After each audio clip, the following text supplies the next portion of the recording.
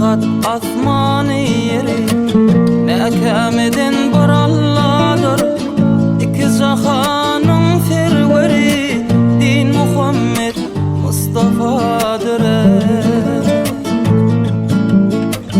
Muhammed'den oğul öten Allah'ın sırrına yeten Tur dağına mesken tutan ol Musa kelamullah'dır.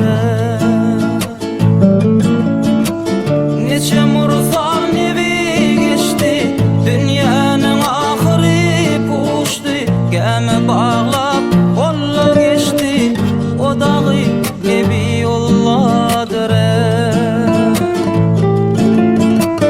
Ebu Bekir, Ömer, Osman, Ali, birinden sen Ali. Kabe şehrine bin Ali, Avrayım Halilullah'dır.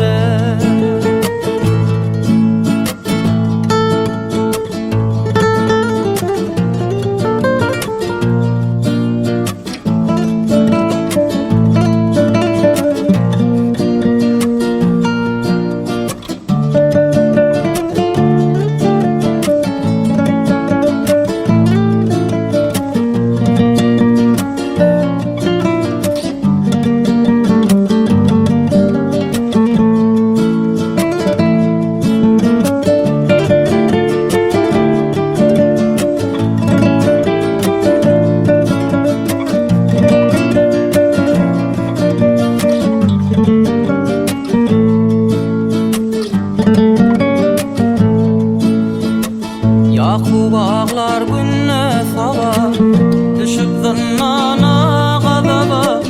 Mısır şehrine yısava, aşık bolan Züleyxa'dır. Çin topraktan bolmuş Ali, İsrafil suruna bağlı. Davud peygamberin oğlu, ol Süleyman padişadır. Hak'tan dilerler ömrü, tevekkül kalmış dört yari. Hak getirse Zülfikar'ı, din kuvveti murtavadır. Gözül Allah nazar salan, Meryem'in mehrine alan. Dört kitabın birini alan, ol İsa bir ruhullah'dır.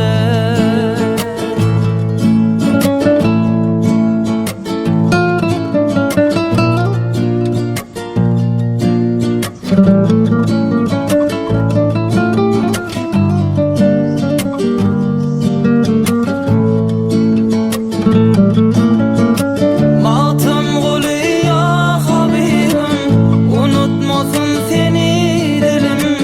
Hazreti Muhammed vekilim, sığınağım bir Allah.